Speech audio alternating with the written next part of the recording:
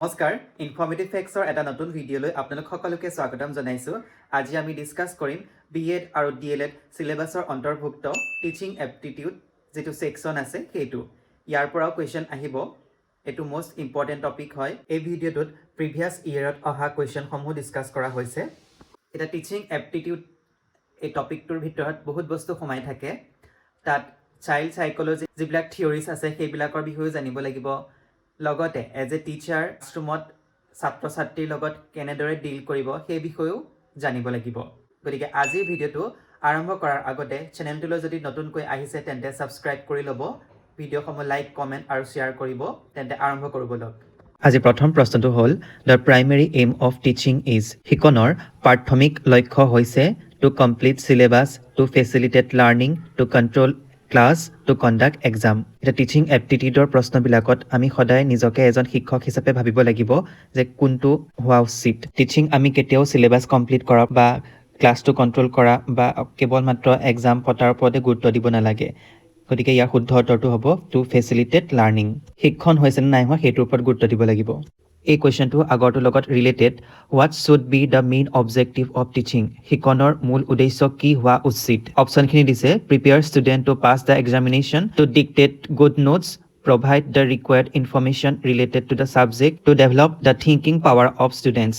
And the correct answer is to develop the thinking power of student.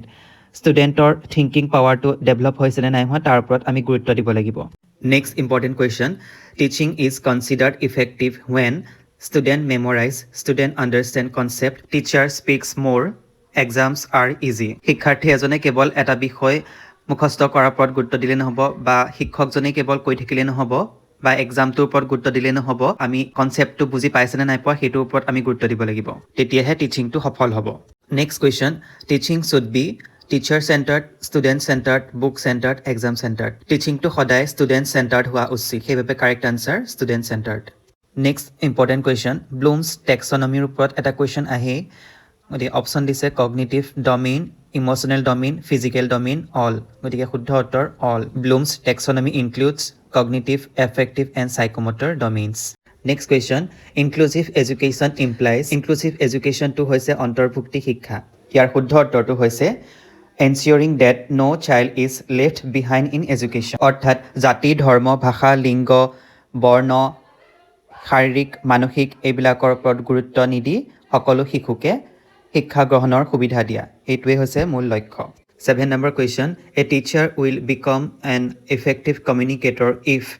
এজন শিক্ষক সফল কমিউনিকেটৰ তেতিয়াহে হ'ব যদি অপশ্যনখিনিৰ ভিতৰত শুদ্ধ উত্তৰটো হ'ব help students get meaning out of what is being taught. যদি তেওঁ শিকোৱা বিষয়টোৰ পৰা ছাত্ৰ ছাত্ৰীক অৰ্থ উলিয়াবলৈ সহায় কৰে।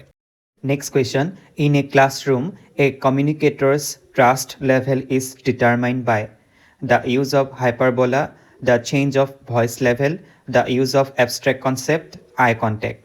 এটা ক্লাছৰুমত কমিউনিকেটৰৰ ট্ৰাষ্ট লেভেলটো ডিটাৰমাইন কৰে তেওঁ কৰা আই কণ্টেক্টৰ ওপৰত। গতিকে শুদ্ধ উত্তৰটো হ'ব eye contact. Next question, which of the following best describes the role of a teacher as facilitator in a student centred learning environment. শিশুকেন্দ্ৰিক শিক্ষণ পৰিৱেশত সুবিধা প্ৰদানকাৰী হিচাপে শিক্ষকৰ ভূমিকাক তলৰ কোনটোৱে সৰ্বোত্তমভাৱে বৰ্ণনা কৰিছে? আমি জানো যে এজন শিক্ষক সদায় ফেচিলিটেটৰ। গতিকে ষ্টুডেণ্ট চেণ্টাৰ্ড লাৰ্ণিং এনভাইৰনমেণ্টত শিক্ষকজনে সদায় ছাত্ৰ ছাত্ৰীক সক্ৰিয় শিক্ষণৰ সুযোগ প্ৰদান কৰিব আৰু তেওঁ পথ প্ৰদৰ্শন কৰিব। সেয়ে শুদ্ধ উত্তৰটো হ'ব creating opportunities for active learning and guiding students exploration. Next question, micro' teaching focuses on whole syllabus, teaching skills, exams, attendance. Micro' teaching হৈছে এনেকুৱা এটা টিচিং স্কিল য'ত সৰুকৈ এটা মিনি ক্লাছৰুম ক্ৰিয়েট কৰা হয় আৰু যিমানখিনি স্কিল আছে সেইখিনি প্ৰেক্টিছ কৰা হয়। Next question, teaching aptitude includes patience, empathy, communication, all. আৰু ইয়াৰ শুদ্ধ উত্তৰটো হ'ব অল। টিচিং এপ্টিটিউডে পেচেঞ্চ, এম্পাথি, কমিউনিকেশ্যন এই সকলোবিলাক ইনক্লুড কৰে। Next question, which act ensures education rights for children with disabilities in India. ভাৰতবৰ্ষত যিবিলাক ডিজেবল চাইল্ড অৰ্থাৎ স্পেচিয়েল চাইল্ডসকলৰ এডুকেশ্যন ৰাইটটো কোনখন এক্টে এনচিয়ৰ্ছ কৰে? RT Act 2009, POCSO Act, RPWD Act 2016, MG NREGA। আৰু ইয়াৰ শুদ্ধ উত্তৰ হ'ব option C rights of persons with disabilities act 2016। এইটো most important question. According to the Rights of Persons with Disabilities Act 2016, how many types of disabilities are recognized in India? RPWD Actor মতে ভাৰতবৰ্ষত কিমান প্ৰকাৰৰ disabilities recognize কৰিছে? শুদ্ধ উত্তৰ 21। এইটো previous year question হয়. As a teacher, if you are teaching a visually impaired student along with normal students, then which of the following treatment would you suggest best to help him her in the class?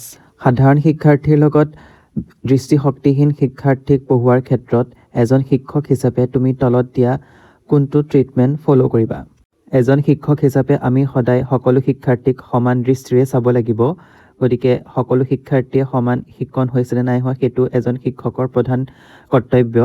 গতিকে ইয়াৰ শুদ্ধ উত্তৰটো হ'ব arrange a seat in the front bench and try to teach at a pace convenient to him or her. সেই শিক্ষাৰ্থীজনৰ কাৰণে front বেঞ্চত এটা seat arrangement কৰিব লাগিব আৰু তেওঁৰ সুবিধা অনুসৰি তেওঁক পঢ়ুৱাব লাগিব। আজিৰ ছেশ্যনটোৰ শেষৰটো প্ৰশ্ন, which of the following is mostly seen in a lively classroom situation? এটা সক্ৰিয় শ্ৰেণীকোঠাত আমি কেনেকুৱা ধৰণৰ পৰিস্থিতি দেখিবলৈ পাওঁ? Complete silence, occasional roars of laughter, loud discussion among students, নে ফ্ৰিকুৱেণ্ট টিচাৰ ষ্টুডেণ্ট ইণ্টাৰেকশ্যন? আৰু ইয়াৰ শুদ্ধ উত্তৰটো হ'ব ফ্ৰিকুৱেণ্ট টিচাৰ ষ্টুডেণ্ট ইণ্টাৰেকশ্যন। এটা সক্ৰিয় ক্লাছৰুমত আমি শিক্ষক আৰু শিক্ষাৰ্থীৰ মাজৰ ইণ্টাৰেকশ্যন দেখিবলৈ পাওঁ। এটা প্ৰশ্ন তোমালোকলৈ, আনচাৰটো কমেণ্টৰ জৰিয়তে জনাবা।